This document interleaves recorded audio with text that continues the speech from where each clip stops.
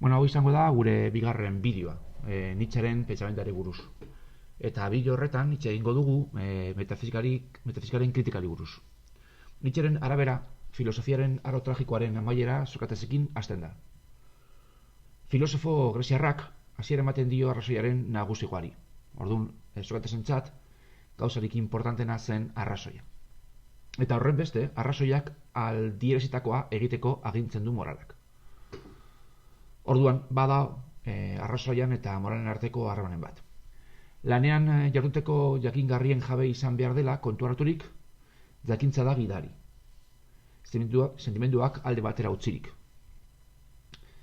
Greziarren ilustrazio aroan sortzen den pentsamenduaren arabera, bizitzaren alderdi irrazionala eta ludiko anker eta gutxiesgarritzat hartzen da.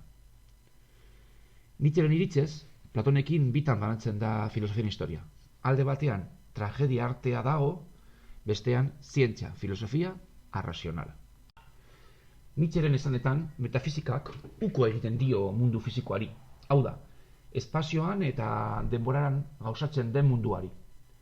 Eta benetakotzat agerrarazten du iluminaren sortoko mundua. Ideien mundua. Bestera batera esateko, metafisika ez da zentzumenekin fio. Eratearen aldakortasuna erakusten dutelako, eta era horretan, pentsamenduaren arerio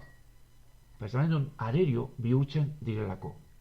Nietzscheren ustez, mundu mugikorra eta zentzumenezkoa jarri behar da abia puntan, eta ez konzeptua eta pentsamenduak sortako ideiak.